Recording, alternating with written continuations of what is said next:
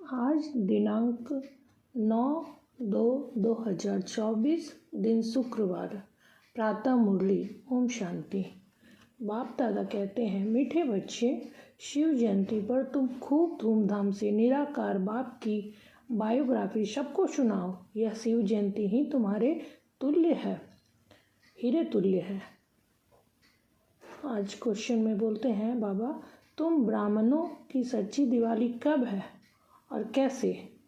फिर उत्तर देते हैं, वास्तव में शिव जयंती ही तुम्हारे लिए सच्ची सच्ची दिवाली है, क्योंकि शिव बाबा आकर तुम आत्मा रूपी दीपक को जगाते हैं। हर एक के घर का दीप जलता है, अर्थात आत्मा की ज्योति जगती है। वह स्थूल दीपक जलाते, लेकिन तुम्हारा सच्चा दीपक शिव बाप के आने से जागता है।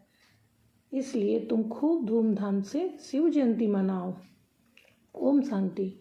मीठे मीठे रूहानी बच्चे शिव की जयंती मनाते हैं और भारत में तो शिव जयंती मनाते ही हैं। जयंती एक की मनाई जाती है, उसको फिर सर्वव्यापी कह देते हैं। अब सर्वव्यापी की जयंती तो हो ना सके।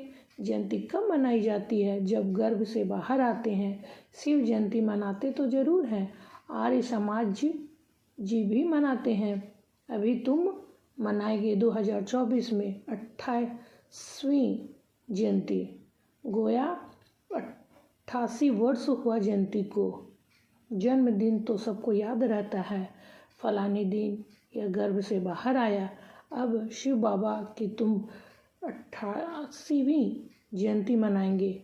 वह तो है निराकार, उनकी जयंती कैसे हो सकती है? इतने बड़े बड़े मनुष्य के पास निमंत्रण कार्ड जाते हैं, कोई को पूछना तो चाहिए जयंती कैसे मनाते हो, उसने जन्म कब और कैसे लिया, फिर उसके शरीर का नाम क्या रखा। परंतु ऐसे पत्थर बुद्धि हैं जो कभी पूछते नहीं हैं। तुम उनको बता सकते हो, वह है निराकार, उनका नाम है शिव। तुम शालिग्राम बच्चे हो, जानते हो इस शरीर में शालिग्राम है, नाम से शरीर का पड़ता है, वह है परमात्मा शिव। अब तुम कितना धूमधाम से प्रोग्राम रखते हो, दिन प्रतिदिन तुम धूमधाम से समझाते रहते हो कि जब शिव बाबा की ब्रह्मा के तन में प्रविष्टता होती है, वही उनकी जयंती गाई जाती है। उनकी तिथि तारीख कोई होती नहीं। कहते हैं मैं साधारण तन में प्रवेश करता हूँ, परंतु कब किस घड़ी वह नहीं बताते। तिथि तारीख दिन आदि बताए तो कहे कि फलानी तारीख। जन्म पत्री आदि तो इसकी होती नहीं। वास्तव में जन्म पत्री तो सबसे ऊंची इनकी है, कर्तव्य भी इनका सबसे ऊंचा है। कहते हैं प्रभु तेरी महिमा अपरंपार है, तो जरूर कुछ करते होंगे। महिमा तो बहुतों की गाई जाती है, नेहरू गांधी आदि सब की महिमा गाते हैं, इनकी महिमा कोई बता ना सके। तुम समझाते हो वह ज्ञान का सागर, शांति का सागर है, वह तो एक ठहरा नाम। फिर उनको सर्वव्यापी कैसे कह सकते? परंतु कुछ भी समझाते नहीं और समझते नहीं, और तुम मनाते हो तो कोई पूछने का साहस भी नहीं करते हैं। नहीं तो पूछना चाहिए, शिव जयंती मनाई जाती है, महिमा गाई जाती है, तो जरूर कोई होकर गए हैं।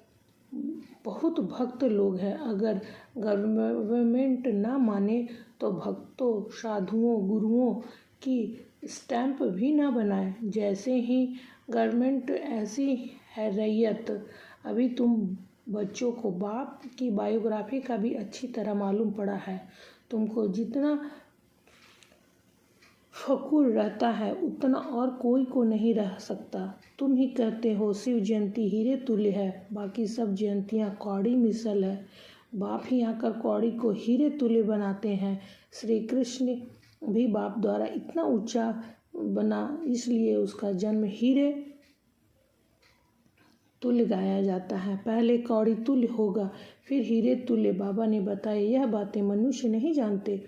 उनको ऐसा वर्ल्ड का प्रिंस किसने बनाया, तो यह भी समझाना चाहिए। श्री कृष्ण जन्माष्टमी मनाते हैं। बच्चा तो माता के गर्भ से ही निकला, उनको टोकरी में ले गए। अब श्री कृष्ण तो वर्ल्ड प्रिंस था, फिर उनको डर काहे का? वहाँ कंस आदि कहाँ से आया? यह सब बातें शास्त्रों में लिख दी है। अब तुमको अच्छी रीति समझना चाहिए और समझाना चाहिए। समझाने की युक्तियाँ बहुत अच्छी चाहिए। सब एक जैसा नहीं पढ़ा सकते। युक्ति युक्त न समझाने से और ही डिस्टर्बिश होती है। अब शिव जयंती मनाई जाती है तो जरूर शिव की ही महिमा करेंगे। गांधी जयंती पर गांधी की ही महिमा करेंगे और कुछ सूझेगा नहीं। अब शिव जयंती तुम मनाते हो तो जरूर उनकी महिमा, उनकी बायोग्राफी व जीवन चरित्र भी होगा। तुम उस दिन उनका ही जीवन चरित्र बैठ सुनाओ। जैसे बाप कहते हैं, मनुष्य कोई पूछते भी नहीं है कि शिव जयंती कैसे शुरू हुई, उसका कुछ भी वर्णन है नहीं। उनकी महिमा तो अपरंपार गाई जाती है। शिव बाबा को भोलानाथ कह बहुत महिमा करते हैं। वह तो भोला भंडारी है। वह लोग शिव शंकर कह देते हैं, शंकर को भोलानाथ समझ लेते हैं। वास्तव में भोलानाथ शंकर तो नहीं लगता। उनके लिए तो कहते हैं, आँख खोली तो विनाश हुआ। धतूरा खाते उनको फिर भोलानाथ कैसे कह सकते हैं? महिमा तो एक की ही होती है। तुमको शिव के मंदिर में जाकर समझना चाहिए। वहाँ बहुत लोग आते हैं तो शिव का जीवन चरित्र सुनाना है। कहते हैं भोला भंडारी शिव बाबा। अब शिव और शंकर का भेद भी तुमने ही बताया है। शिव की पूजा होती है शिव के मंदिर में, तो वहाँ जाकर तुमको शिव की जीवन कहानी बताती है। जीवन कहानी अक्षर सुनकर कोई का माथा ही चक्रित हो जाएगा कि शिव की जीवन कहानी कैसे सुनाएंगे। तो मनुष्य वंडरफुल बात समझ बहुत आएंगे। बोलो, निमंत्रण पर जो आएंगे उनको हम निराकार परम पिता परमात्मा की जीवन कहानियाँ बताएंगे। गांधी आदि की भी बायोग्राफी सुनते हैं ना। अभी तुम महिमा करेंगे शिव की तो मनुष्य की बुद्धि से सर्वव्यापी की बात उड़ जाएगी। एक की महिमा फिर दूसरे से मिल न सके। यह तो मंडप बनाते हैं, वह प्रदर्शनी करते हैं, वह कोई शिव का मंदिर तो है नहीं। तुम जानते हो सच्चा सच्चा शिव का मंदिर वास्तव में यह है जहाँ रचता खुद बैठ रचता और रचना के आदि मध्य अंत का राज समझाते हैं। तुम लिख सकते हो रचता की जीवन कहानी और रचता के आदि मध्य अंत का राज अथवा हिस्ट्री सुनाएंगे। हिंदी अंग्रेजी में लिखत हो। बड़े बड़े के पास जाएंगे तो वंडर खाएंगे कि यह कौन है जो परमपिता परमात्मा की बायोग्राफी बताते हैं। सिर्फ रचना के लिए तुम कहेंगे तो समझेंगे प्रलय हुई फिर नई रचना रची, परंतु नहीं, तुमको तो समझना है बाप पतितों को आकर पावन बनाते हैं तो मनुष्य वंडर खाएंगे। शिव के मंदिर में भी बहुत आएंगे। हाल व मंडप बड़ा होना चाहिए। भल तुम प्रभात फेरी निकालते हो, उसमें भी यह लक्ष्मी नारायण का राज्य किसने स्थापना किया, उसको तो यह समझना है। निराकार शिव बाबा जो सभी आत्माओं का बाप है, वो ही आकर राजयोग सिखाते हैं। ऐसे ऐसे विचार सागर मंथन करना चाहिए कि कैसे शिव के मंदिर में जाकर सर्विस करनी चाहिए। शिव के मंदिर में सवेरे पूजा करते हैं, घंटे आदि भी सवेरे बजाते हैं। शिव बाबा भी प्रभात के समय आते हैं। आधी रात नहीं कहेंगे, उस समय तुम ज्ञान भी नहीं सुना सकते हो क्योंकि मनुष्य सोए रहते हैं। रात को फिर भी मनुष्य को फुर्सत होती है, बत्तियाँ आदि भी जलती हैं, रोशनी भी अच्छी करनी चाहिए। शिव बाबा आकर तुम आत्माओं को जगाते हैं। सच्ची दिवाली तो यह है, हर एक के घर का दीप जलता है, यानी आत्मा की ज्योति जगती है। वह तो घर में स्थूल दीपक जलाते हैं, परंतु दीपावली का वास्तव में अर्थ यह है, कोई कोई का दीपक तो बिल्कुल जागता नहीं। तुम जानते हो हमारा दीपक कैसे जागता है? कोई मरता है तो दीवा जलाते हैं कि अंधियारा ना हो, परंतु पहले तो आत्मा का दीपक जगे तब अंधियारा ना हो, नहीं तो मनुष्य घोर अंधियारे में है। आत्मा तो सेकंड में एक शरीर छोड़ दूसरा लेती है। अंधियारे आदि की इसमें बात ही नहीं। यह भक्ति मार्ग की रस्म है। घृत खलास होने से दीवा बुझ जाता है। अंधियारे का भी अर्थ कुछ समझते नहीं है। पितृ आदि खिलाने का भी अर्थ नहीं समझते हैं। आगे आत्माओं को बुलाते थे, कुछ पूछते थे, अब इतना नहीं चलता है। यहाँ भी आते हैं, कोई कोई समय कुछ बोल देते हैं। बोलो तुम सुखी हो तो कहेंगे हाँ जी, सो तो ज़रूर यहाँ से जो जाएंगे अच्छे घर में ही जन्म लेंगे। जन्म जरूर अज्ञानी के घर में लेंगे। ज्ञानी के घर में तो जन्म ले नहीं सकते, क्योंकि ज्ञानी ब्राह्मण तो विकार में जा नहीं सकता, वह तो पवित्र है। बाकी हाँ, अच्छे सुखी घर में जाकर जन्म लेंगे। विवेक भी कहता है जैसी आस्था वैसा जन्म। फिर वहाँ अपना जलवा दिखाते हैं। भल शरीर छोटा है इसलिए बोल ना सके, थोड़ा बड़ा होने से ज्ञान का जलवा दिखाएंगे जरूर। जैसे कोई शास्त्रों के संस्कार ले जाते हैं तो छोटेपन में ही उनमें लग जाते हैं। यहाँ से भी नॉलेज ले जाते हैं तो ज़रूर महिमा निकलेगी।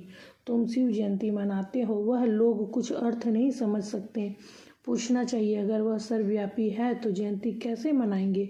अब तुम बच्चे पढ़ रहे हो, तुम जानते हो वह बाप भी है, टीचर भी है, सतगुरु भी है। बाबा ने समझाया है। सिख लोग भी कहते हैं संत श्री अकाल है। अब वास्तव में अकाल मूर्त तो अब आत्माएं हैं, परंतु एक शरीर छोड़ दूसरा लेते हैं, इसलिए जन्म मरण कहा जाता है।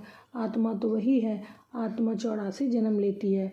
कल्प जब पूरा होता है तो खुद ही आकर बताते हैं कि मैं कौन हूँ, मैं कैसे इसमें प्रवेश करता हूँ, जिससे तुम आपे ही समझ जाते हो। पहले नहीं समझते थे।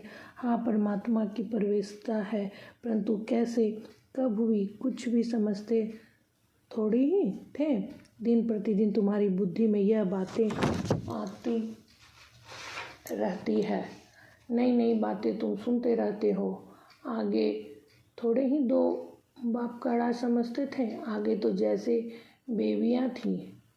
अभी भी बहुत कहते हैं बाबा हम 2 दिन का बच्चा हूँ, इतने दिन का बच्चा हूँ। समझते हैं जो कुछ होता है कल्प पहले मिशल। इसमें बड़ी नॉलेज है, समझने में भी समय लगता है। जन्म ले फिर मर भी पड़ते हैं। 2 मास 8 मास का हो मर भी पड़ते हैं। तुम्हारे पास आते हैं, कहते हैं यह राइट है, वह हमारा बाप है, वह उनकी संतान है। हाँ हाँ कहते हैं। बच्चे लिखते भी हैं, बहुत प्रभावित तो हो जाते हैं। फिर बाहर गया खलास, मर पड़ा, फिर आते ही नहीं हैं तो क्या होगा। यह तो पिछड़ी में आकर रिफ्रेश होकर या तो प्रजा में आ जाएगा। यह सब बातें समझानी है। हम शिव जयंती कैसे मनाते हैं, शिव बाबा कैसे सद्गति करते हैं। शिव बाबा स्वर्ग की सौगात ले आते हैं। खुद कहते हैं मैं तुमको राजयोग सिखाता हूँ, विश्व का मालिक बनाता हूँ। बाप तो है ही हेविन करे चेता, तो ज़रूर हेविन का ही मालिक बनाएंगे। हम उनकी बायोग्राफी बताते हैं, कैसे स्वर्ग की स्थापना करते हैं, कैसे राजयोग सिखाते हैं। आकर सीखो। जैसे बाप समझाते हैं वैसे बच्चे नहीं समझा सकते क्या। इसमें बहुत अच्छा समझाने वाला चाहिए। शिव के मंदिर में बहुत अच्छा मनाते होंगे, वहाँ जाकर समझाना चाहिए। लक्ष्मी नारायण के मंदिर में अगर शिव की जीवन कहानी सुनाएंगे तो किसको जचेगी नहीं, ख्याल में नहीं आएगा।